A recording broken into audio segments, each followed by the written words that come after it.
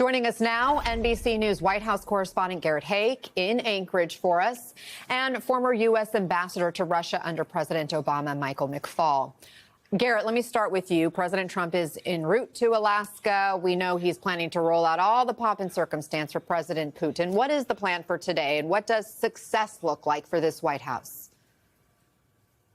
Yeah, Anna, these summits are typically highly choreographed affairs. Today's will be no exception. We expect President Trump to arrive here first later this afternoon. He will then wait for the Russian delegation to arrive and greet President Putin on the tarmac, possibly a literal red carpet rollout for President Putin's first steps on American soil since 2015. The rest of the day, I think we should probably look at as open to change, but the expectation is that Presidents Trump and Putin will meet privately at first. Then there'll be a larger meeting with this broader delegation that on the U.S. side includes almost half of the cabinet, anyone from the Commerce Secretary, the Treasury Secretary, to, of course, the dual-hatted Marco Rubio serving as Secretary of State and National Security Advisor.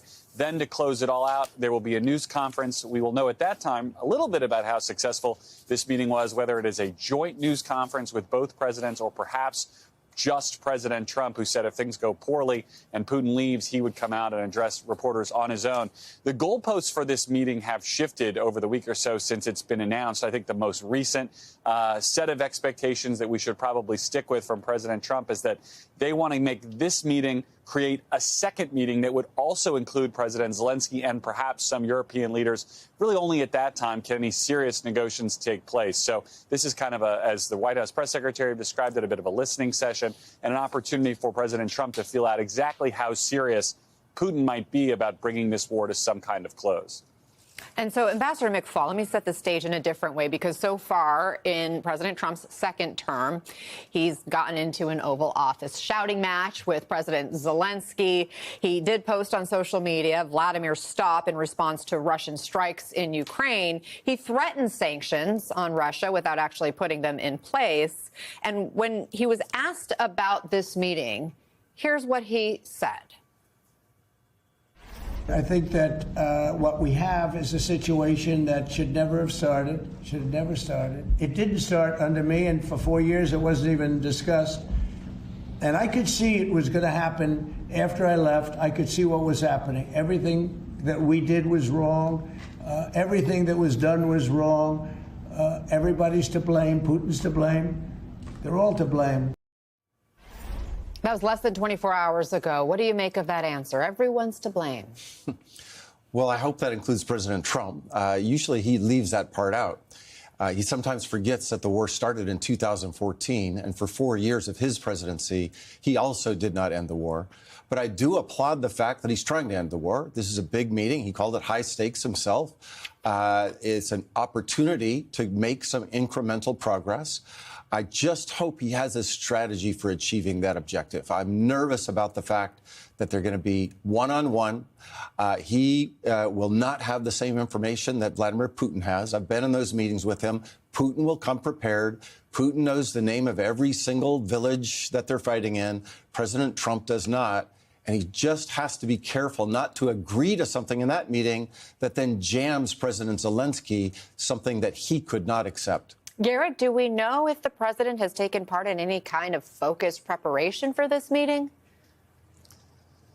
I've asked that question this morning, Anna, and gotten no specific answer. This is a president who does not like written briefing books. He doesn't like to be briefed and prepped in the traditional way, whether it's for political debates or for many of the meetings and summits that he holds as president. But he is surrounded by all the people whom he would lean on in this circumstance, should he choose on this lengthy flight out here today, including Marco Rubio and others. He will be joined on the ground here by the chairman of his Joint Chiefs of Staff and his military team, who have the facts available to them. Whether the president avails himself of their expertise, I can't say.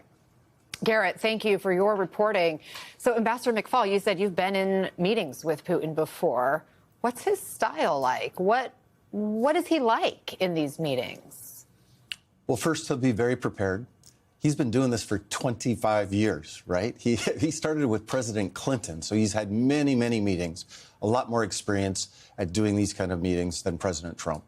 Second, there's an asymmetry of knowledge and an asymmetry of interest. Ukraine, for him, is the most central foreign policy issue. I would say it's the most central issue of his presidency. That's not true for President Trump. He's got a lot of other things going on. And third, he is very effective as a communicator. He knows his facts.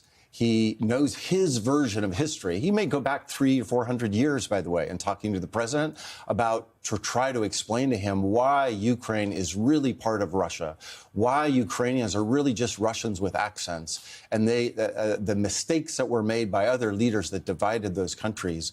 He's wrong about those facts. I want to be clear about that. It's his own history, but he can be persuasive in talking about them, and that makes him a very difficult, I would say, a challenging interlocutor. Is he a big talker? Like, does he go on and on for long periods of time, or is he succinct but coming back at you multiple times? What's that like? Big talker. His first meeting when he was prime minister in 2009 with President Obama, I was there. He went for 58 minutes without an interruption. And I remember it because I was the note taker and I had to record when the president of the United States finally spoke. He's got a lot to say. He likes to talk in historical terms. He has a big grievance thing, a big chip on his shoulder, all the mistakes that the West made that made them worse off. And he will also be very persistent. He won't give and take. He has no reason to in any way acquiesce to any of Trump's demands in this meeting. He's already won by the fact that he's meeting with the most powerful person in the world in the United States of America. That is already a victory for him. And therefore, I think he'll be in this meeting tragically in a very tough negotiating position. The Kremlin just said they're expecting that talks could last up to 7 hours. So to your point about him being a long-winded talker seems to fit the bill.